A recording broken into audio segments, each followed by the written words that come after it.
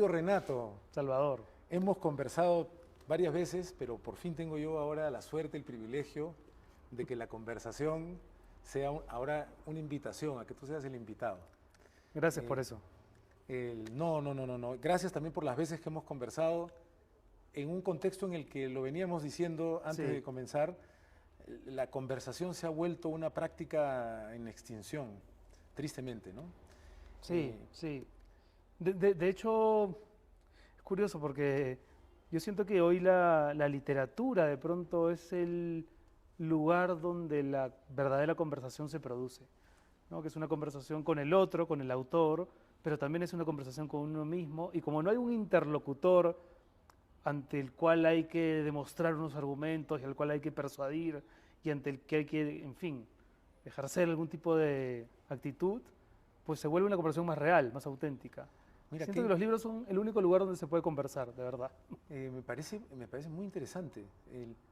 No estoy seguro si, porque te escuchaba y decía, sí, mira, hemos pasado una pandemia, aunque hagamos esfuerzos tan grandes, seguramente inconscientes por olvidarlo, como si hubiera sucedido hace muchísimo tiempo. Sí, sí. Y estamos tan acompañados todavía por sus secuelas, que supongo que es natural también que nos apartemos un poco de una experiencia como esa, pero me daba la sensación de que la potencia que ha adquirido lo digital como consecuencia del confinamiento le ha dado un valor adicional también, por ejemplo, a experiencias como la teatral Mm, o mm. a experiencias incluso como la cinematográfica en salas.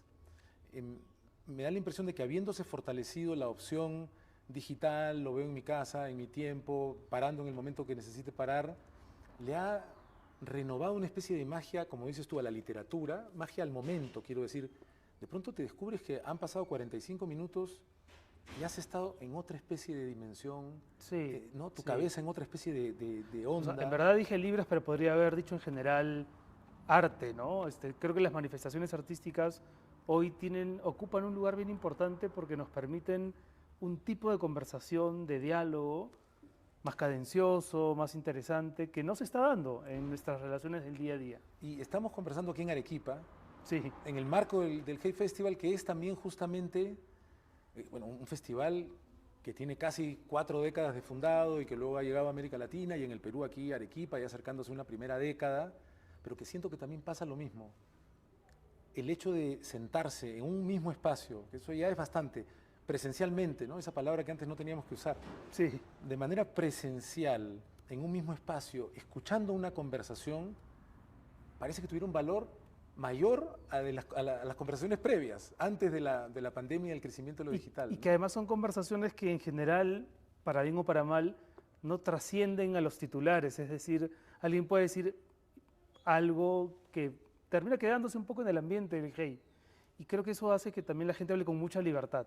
No nos sentimos mirados por la prensa. Aquí vienen los que quieren escucharte y se sostiene efectivamente una conversación coral y eso me parece magnífico, ¿no? Poder conversar se ha vuelto o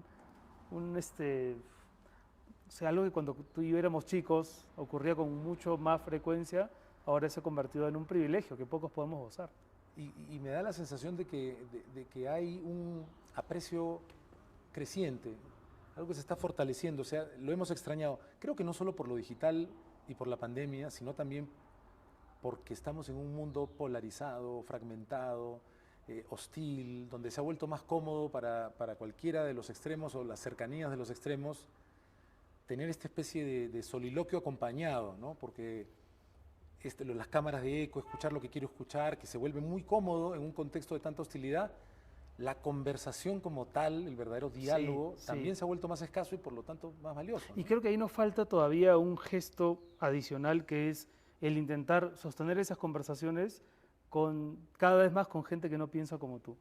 Porque digamos, el drama puede ser que uno termine encapsulándose en su burbuja, ¿no? Fortaleciendo su lectura de la realidad a partir de comentarios adscritos a tu forma de pensar y que luego también tú desarrolles una intolerancia hacia lo distinto. Ayer conversaba con Eduardo Sacheri y hablábamos sobre eso, sobre la necesidad de sentir que uno puede perder, la importancia de saber que uno puede estar equivocado.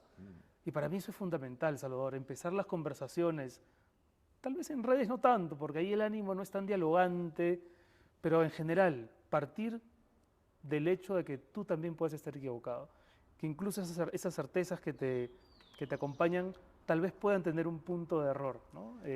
Y ojalá todos tuviésemos ese ánimo de pensar que no tenemos la razón, ¿no? Creo que es un desafío, como dices tú, para todos Sí, total, y total. que creo que puede tener además un correlato, que es, no solo es posible que estemos equivocados, Es muy también probable que estemos es equivocados. muy probable que estemos equivocados. Y es magnífico también darse cuenta de que uno se ha equivocado.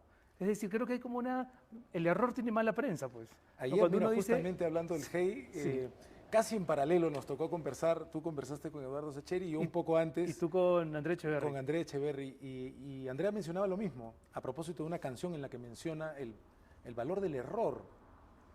¿Cuál es el problema? Dice, ¿cuál es el problema del error? Exactamente. De decir, me equivoqué, lo veo de otra forma. Y creo que lo que dices tú invita a pensar no solo que podemos estar equivocados, sino que quienes piensan de una manera opuesta no solo podrían tener la razón, al final creo que es quizá irrelevante Mm, quién tiene la razón. Lo que creo que debemos recuperar, en la medida que sea posible, pero hay que construirlo, es, no sé si quien piensa de manera opuesta, diferente, pero digamos en estos tiempos mucha oposición, ¿no? No sé si tenga la razón, pero puedo admitir que lo piensa de buena fe. ya, sí, no, total. O sea, yo creo que el monopolio de la razón es en el fondo un truco, es un engaño, ¿no? No importa efectivamente quién tiene la razón. Creo que lo que importa es a veces detenernos en las cosas en las que nos parecemos más. Yo estoy seguro de que alguien que piensa políticamente distinto de mí tiene muchos puntos en común conmigo, porque yo, además de tener unas posiciones políticas, soy padre, tengo una familia, soy una persona que trabaja, que intenta justificar su vocación, y creo que me parezco mucho más a gente que piensa muy distinto, más de lo que ellos creen. Pero en eso no se detienen a pensar, ¿no? Y todo lo reducen a una ideología, unas opiniones, y creo que somos mucho más que nuestras opiniones políticas. En todo el espectro de las opiniones políticas, ¿no? Sí, total, somos mucho más que eso. Quizá lo digital, eh, hay una especie de avatarización de lo que antes era conversación. Y entonces ya no somos nosotros, sino una especie de avatar, que es una especie de reducción de lo que somos Sí, a unos sí. solos elementos casi siempre políticos o sociopolíticos, desde los cuales tienes una posición prácticamente fija que tienes que defender versus la que tienes que atacar. Y a veces uno quisiera hablar de tantas otras cosas que no son lo político y que tienen que ver con tus intereses más auténticos, ¿no? Con aquello que te hizo decidir ser lo que eres. En fin, sí, a mí ya como me agota un poco también el tema esa de la discusión política.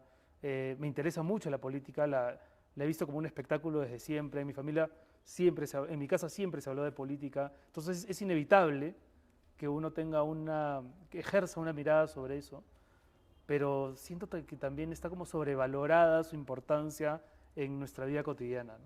Ahora, tú has sido un conversador constante sobre la política. Sí, No sí. solamente una persona que opina, sino una persona que ha estado expuesta a la conversación. Mencionas algo que me deja pensando. No sé si sea demasiado optimista, pero ¿crees que pueda estarse instalando una especie de cansancio con esta dinámica de puro enfrentamiento que quizá podría lentamente dar pie a un grado de apertura, o es demasiado optimista, O sea, demasiado creo que en general temprano? hay un hastío evidente respecto de la cosa política. Siento que cada vez más es una discusión de una minoría. Mi intuición es, porque todo esto es como muy empírico, no hay forma de medirlo científicamente, pero mi intuición es que la gran mayoría está preocupada en sacar su vida adelante. eh, y sin embargo, al mismo tiempo pienso que es importante igual, a pesar de que nos tiene cansados y que estamos hastiados del tema, que es importante opinar sobre la política y tratar de, yo no sé si la palabra es renovarla, refrescarla o reinventarla O recuperarla. o recuperarla, pero también es verdad una cosa, y es que hace unos días yo escribí una columna sobre lo que hizo nuestra generación leyendo una novela de Sergio del Molino que se llama Un tal González, a propósito de la figura de Felipe González. Él parte de una idea bien interesante, ¿no? Que tal vez ha llegado el momento para su generación, él es unos pocos años mayor que yo, que llegó el momento de reivindicarse más como hijos de la democracia que como nietos de la guerra civil. Y cuando yo leí eso me preguntaba, ¿mi generación es hija de qué exactamente? Y lo puso en Twitter y bueno, me llovieron muchos insultos, pero también me parecía interesante colocar esa pregunta. ¿De qué cosa es hija nuestra generación y de qué cosa es responsable?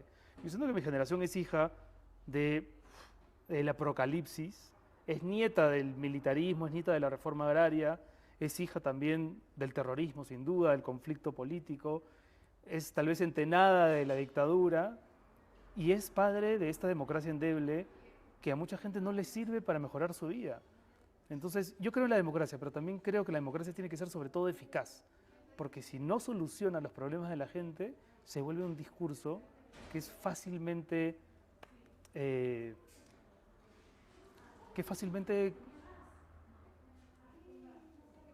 fácilmente se puede convertir en, algo, en un objetivo a eliminar. Y eso a mí sí me preocupa. O sea, yo creo que la democracia tiene que solucionar problemas también, porque si no, agota, cansa y se vuelven más accesibles fórmulas como las que ya vemos que están... Que parecen, que prometen facilitarlo sí, todo, total, ¿no? total. No estoy seguro de si somos padres de esta democracia. Quizá escuchándote y pensando en voz alta, que eso es de verdad lo rico de una conversación. Claro, sí, es... Pensaba quizá lo que nos toca es asumir esa paternidad. Es que nos creímos que la recuperamos, Salvador. En el 2000, desde el 2000 venimos hablando de recuperamos la democracia. Mi pregunta es, ¿en verdad la recuperamos? ¿Y qué hicimos con ella? Porque lo que ocurrió fue que empezamos a consentir fórmulas cada vez más sofisticadas de corrupción. Y empezamos a convivir con eso. Y claro, apareció el boom económico, el boom gastronómico, el boom de la construcción. Y todo eso creó una sensación de vivir en un país que tal vez no era el país que verdaderamente existía. No, tengo la suerte de tener una conversación con Humberto de la Calle en el marco del Hey Festival, Sí. quien, entre otras posiciones relevantes que ha ocupado en su vida política, fue el jefe del equipo negociador de la paz en Colombia, ¿no? Ya. Y en un momento en sus memorias de las negociaciones, él dice, no nos confundamos, o sea, no hemos conseguido la paz, hemos terminado el conflicto. Ya. Eso es interesante. Hay que construir la paz. Exactamente. No Exactamente. necesariamente al terminar con un régimen autoritario, dictatorial, has conseguido la democracia. Eso es. Y en eso ese sentido es lo que pensaba que quizá va tocando a nuestra generación o a las que ya posteriores asumir una paternidad en el sentido de una responsabilidad, una crianza, un cultivo. Es que, aunque parezca una cosa menor y solamente semántica, creo que el fraseo es importante. Y efectivamente yo creo que nunca recuperamos la democracia. Empezamos a intentar reconstruirla. Y la verdad es que no nos ha ido tampoco tan bien, ¿no? Hay como una especie de democracia de utilería que hoy vemos que se usa para justificar las barrabasadas más alucinantes. Entonces, ojalá que podamos realmente larvarla y construirla, pero no la recuperamos, no la recuperamos. Eso a mí me queda cada vez más claro. Hemos estado hablando, hemos estado conversando y disfrutando de la conversación y pareciera que no hemos estado haciendo alusión alguna al motivo de nuestra conversación, que es el mundo que vimos arder. Y sin embargo, creo que de alguna forma hemos estado hablando de un mundo que vimos arder. Sí.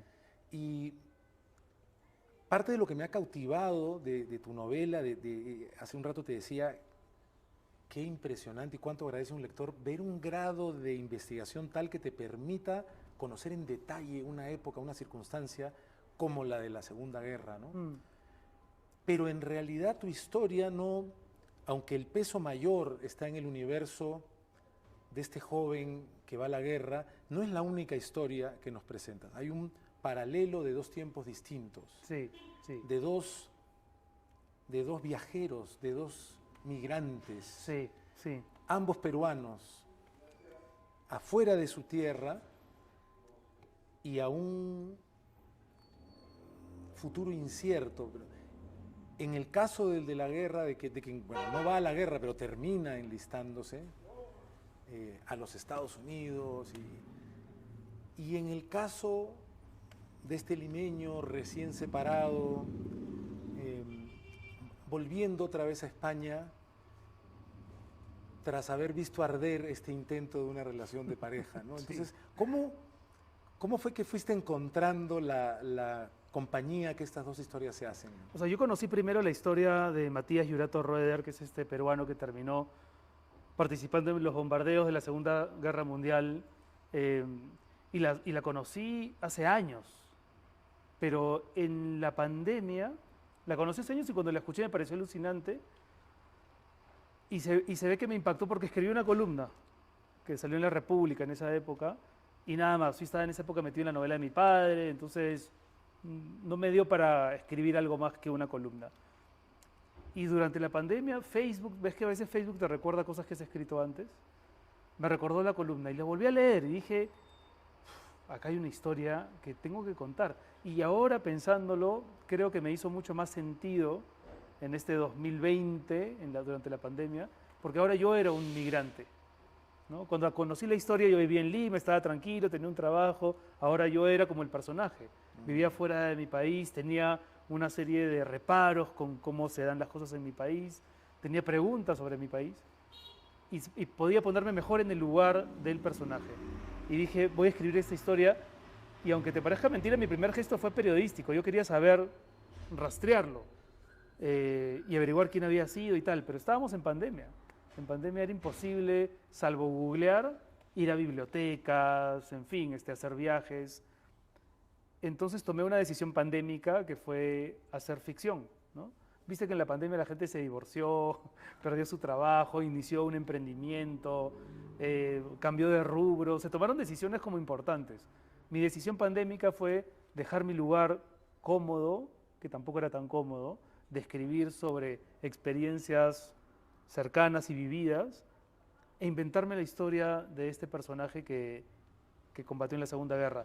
Y como contrapeso también quería hablar de mi experiencia migratoria y por eso fabriqué esta historia de un peruano que vive en Madrid, que tiene algunas trazas parecidas a mí, pero cuya semejanza conmigo se acaba muy rápido y que aún teniendo una experiencia muy distinta de la otra, también podían tener lugar, algún tipo de diálogo, ¿no? La de la Segunda Guerra Mundial es una historia épica, no hay barcos, aviones, incendios, bombas. La otra transcurre casi en un taxi, ¿no? Es como asfixiante, es claustrofóbica. Y sin embargo hace referencia a otro, entre comillas, campo de batalla, ¿no? Sí, sí. Y yo lo que quería decir ahí, tal vez, no sé si los lectores se habrán dado cuenta de eso, pero que tal vez uno no tiene que participar en una guerra de esas dimensiones para vivir tal vez también sus propias batallas interiores. En el caso de este personaje es el divorcio, ¿no? El no saber si va a salir adelante, los conflictos con su vocación, los problemas con su identidad, el sentirse acogido en España, pero al mismo tiempo sentir que su lugar geográfico no está del todo definido, y que vive además en un momento en que su país está muy polarizado políticamente, ¿no? Es muy interesante. En la temporada anterior de Aire Libre conversamos con Piedad Bonet. Yeah. Justamente a propósito de su Tan novela querida. más reciente, ¿no? De qué hacer con estos pedazos. Y encuentro una familiaridad en el motor de la historia. ¿Qué hacer con estos pedazos? La historia de un matrimonio de décadas que se viene abajo. En la pandemia, ¿no? Me parece. Durante la pandemia también, sí. pero claro, es un matrimonio largo, arrastrando muchas cosas. En este caso, un matrimonio mucho más breve, pero también que se cae a pedazos. Sí. ¿No? Y ante un mundo que se cae a pedazos o ante un mundo que vemos arder, en el caso de la historia de Matías, exploramos con una crudeza y un detalle que creo que además son indispensables, que es parte de lo que trae tu novela.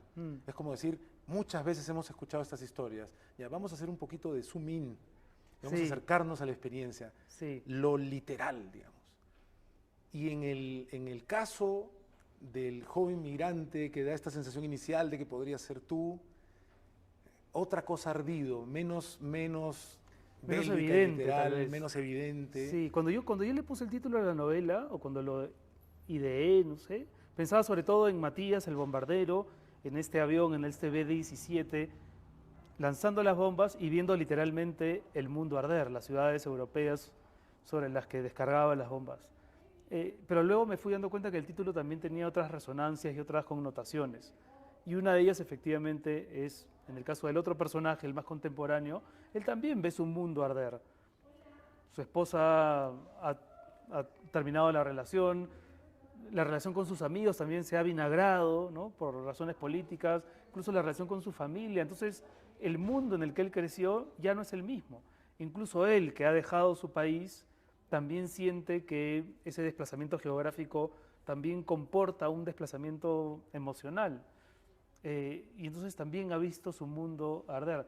Y al mismo tiempo siento que es un título que se ajusta mucho a lo que hoy estamos viviendo, porque hay viejos paradigmas con los que tú y yo crecimos y que dábamos por sentado que iban a durarnos tal vez toda la vida y que se han venido discutiendo, debatiendo, algunos de ellos dejando atrás.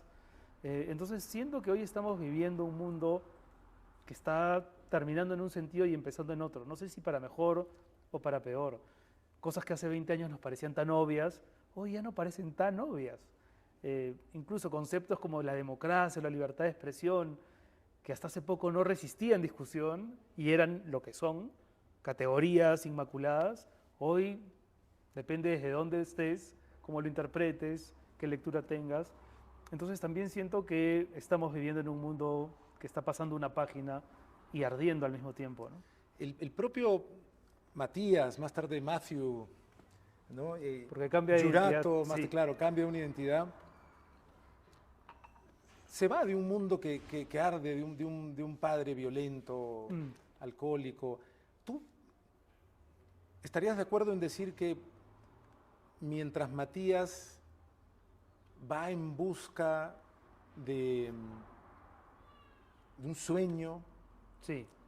más bien nuestro narrador, el contemporáneo, el recientemente separado, divorciado, huye?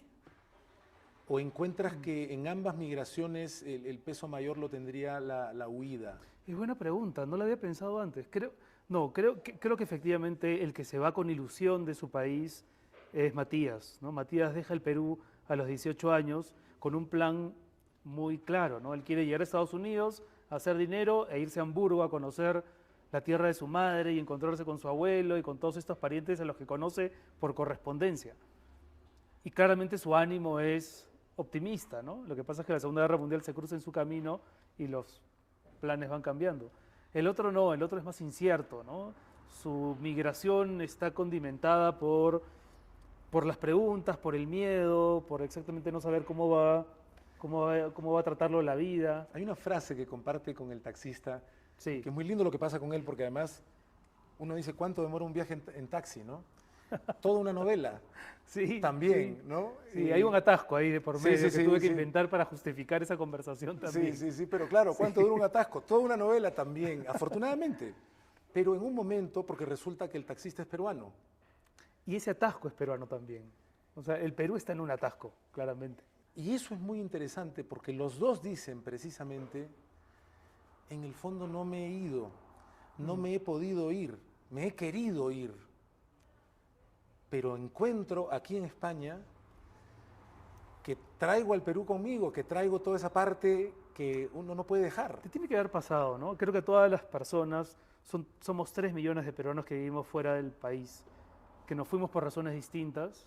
Creo que la gran mayoría se fue a pesar suyo, a buscarse un destino porque el país no le ofrecía uno, y se fueron en unas condiciones muy distintas a las que yo me fui o tal vez a las que tú te fuiste también, que es una migración más segura, ¿no? Te vas y sabes dónde vas a residir y tienes más o menos no sé, el panorama seguro, pero mucha gente se fue con una mano adelante y otra atrás, sin una visa, sin un permiso de trabajo. Y me parece importante reflexionar sobre eso, sobre la informalidad de la migración también y sobre esa vida que se queda trunca en tu país, ¿no? Creo que todo migrante siempre piensa en qué hubiese pasado si me quedaba. Y hay una vida fantasma que se quedó en el Perú. Tú te fuiste, ¿no? Pero hay una vida que se quedó ahí como creciendo en paralelo. ¿Qué hubiese ocurrido si te hubieses quedado? Esa vida a veces uno la proyecta, la imagina y es real, o sea, es también parte Te de tus acompaña. pensamientos. Entonces también quería hablar de eso, de lo que pasa con uno cuando dejas tu país y el territorio de tu infancia, el territorio de tu memoria familiar. eh, y es como instalarte en una suerte de paréntesis o de purgatorio, ¿no? Donde no terminas de ser parte real del país que te acoge, aunque te acoja con el mayor cariño. Pero nunca terminas de ser parte. No, a mí los problemas de España me interesan. Ciertamente algunos de ellos me afectan en términos, no sé, económicos, políticos, pero no me atraviesan tampoco. No son mis problemas. Y los problemas de Perú, aunque estoy lejos y tal, evidentemente siguen siendo mis problemas. Claro. Y eso me parece que es interesante para pensarlo, ¿no? Porque la migración, claro, trae este ejercicio de duplicidad, de estar en el país que dejaste al mismo tiempo que en el país donde intentas rehacer tu vida. El mundo que vimos arder en realidad no es un mundo que vimos arder. Cuando hablamos de la parte bélica, Sí, cuando escuchamos sobre la historia, en este caso la Segunda Guerra Mundial, o actualmente de cualquier tipo de bombardeo, tenemos algunas señales, podemos imaginar cómo arde el mundo cuando es bombardeado, pero en general, sobre todo cuando, como en el caso de la Segunda Guerra Mundial, hemos sido influenciados más por la versión del ganador, totalmente. del lado Sí, victorioso. totalmente. En el fondo no, el mundo se salvó, efectivamente se salvó, ¿no? El mundo se salvó de una mirada totalitaria, nefasta. Sí, sí. Sin embargo, tu novela nos invita a un viaje que creo que es muy necesario, de ver cómo arde el mundo. Parte de tu investigación y parte de tu trabajo como escritor, literariamente nos vas llevando primero de la emoción de estos jóvenes con las que inmediatamente nos sentimos identificados. Los jóvenes del ejército norteamericano que heroicamente y además con entusiasmo se enlistan a defender la libertad. Quieren matar japoneses, han sufrido lo de Pearl Harbor y lo único que quieren hacer es montarse en un avión y ir a cobrarse la revancha. Y sienten de alguna forma que se van a convertir en hombres, que van a tener una historia que contar y que esto es una gran aventura. Sí. Y como espectadores de películas o lectores de algunas historias, hemos estado muy acostumbrados a eso. Tú, sin embargo, nos vas llevando lentamente de la mano de un genial protagonista del que rescatas el hecho de que es enemigo de sus familias, de su origen familiar. Sí, sí. ¿No? Sí, a ver, a mí lo que me interesó, cuando yo conocí la historia de Matías Lloret Roer y cuando me la fui inventando, a partir de información que fui levantando y investigación que me tardó un buen tiempo, pero que me encantó hacer, yo lo que sentí es que quería evitar la lectura maniquea incluso de la Segunda Guerra, que está tan revisitada y tan leída y tan debatida. Pero una lectura de la Segunda Guerra siempre nos ha llevado a pensar que los alemanes son los malos y los aliados son los buenos. Y yo quería poner ahí una interrogante y decir más bien, algunos alemanes eran los malos y algunos aliados tal vez eran los buenos. Porque hubo muchos alemanes que sufrieron el impacto de la guerra y que no pensaban como pensaba Hitler y que no tenían nada que ver con el nazismo, que muchas veces se vieron arrastrados por el nazismo e hicieron cosas que habrían no querido hacer, y que cuando veían esos aviones ingleses y norteamericanos llegar a sus ciudades para bombardearlas, sabían que era necesario que sus ciudades fuesen arrasadas para que se terminase la tiranía de Hitler. Y esos alemanes eran tan víctimas como los propios estadounidenses o ingleses que sufrieron también bombardeos. Entonces quería detenerme ahí porque siento que también es una forma de decirle al lector los malos y los buenos. O sea, no es conveniente hacer una lectura del mundo en función de los malos y los buenos, porque eso siempre tiende a ser engañoso. Los aliados, los héroes, pero los aliados también cometieron crímenes de guerra y bombardearon ciudades innecesariamente.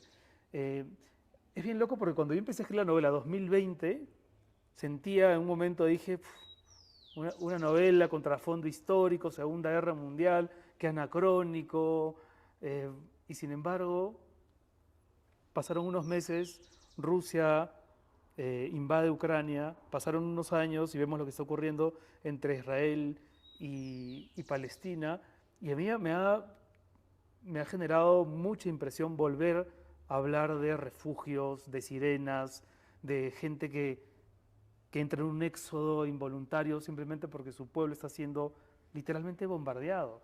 Yo en estas últimas semanas me he sentido muy dentro de la novela.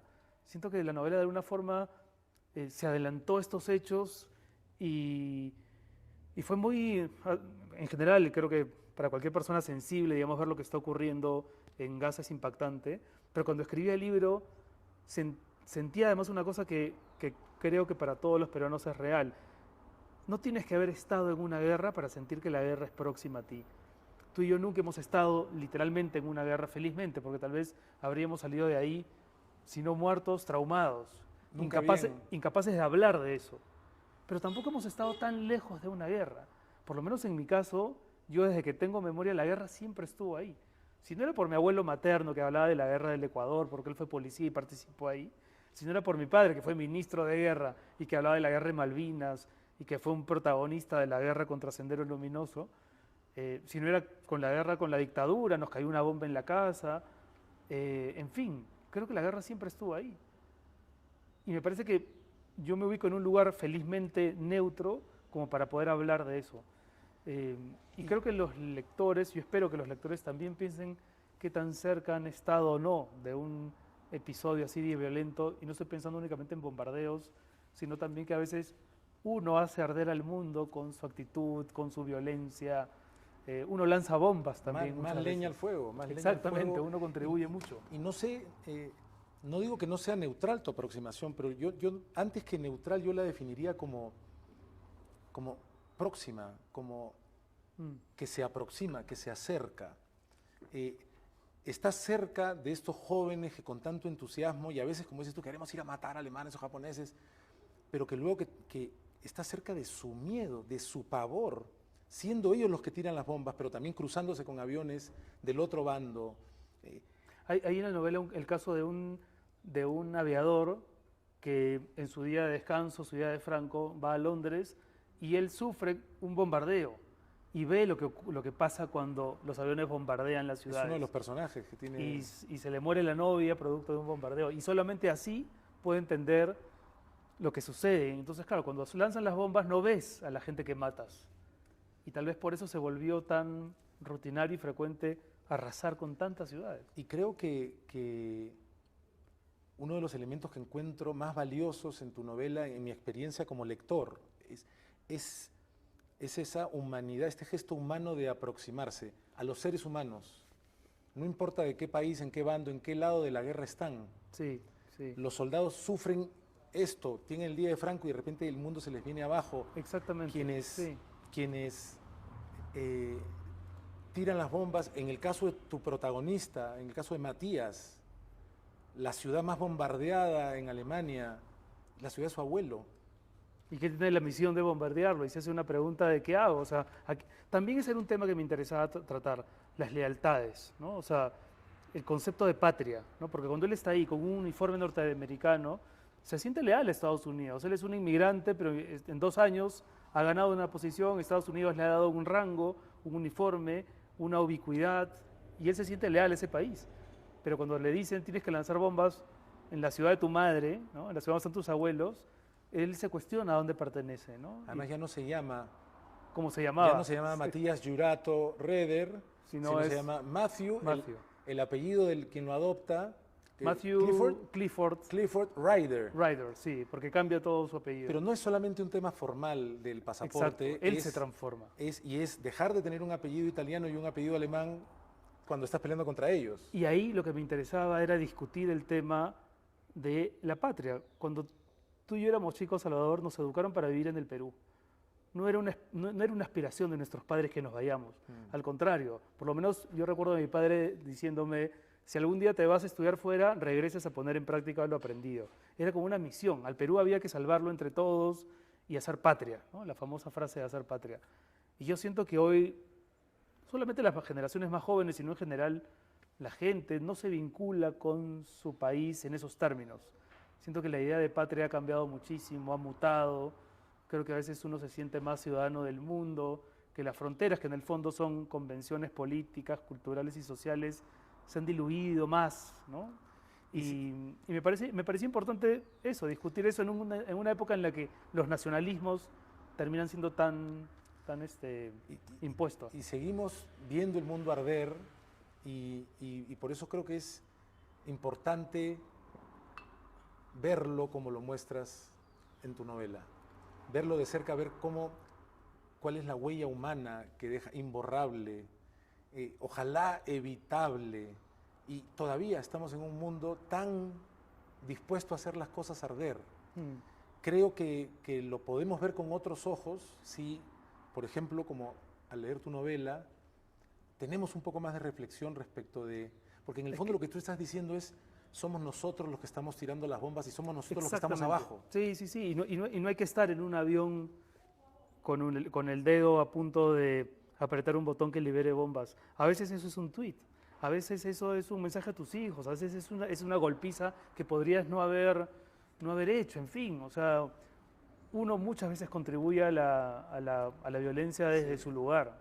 Y nada, me encantaría que la gente lea el libro y piense en eso, en su relación con su país, en su relación con la violencia y en cuánto ha contribuido o no a que su propio mundo también arda.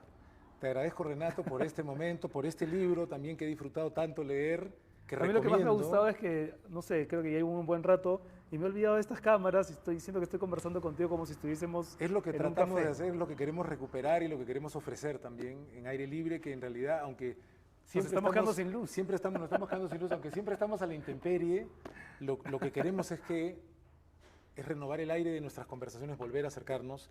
Y creo que tu libro es un libro que nos acerca, en este caso, al que se fue de su propio país, que acerca al que combate con el que está al otro lado y que te deja con una reflexión de no podemos dejarnos caer tan fácil en decir, ellos son los malos, acabemos con ellos. Sí, no, porque no. terminas descubriendo que resulta que tú también estabas al otro lado, tu humanidad estaba al otro lado.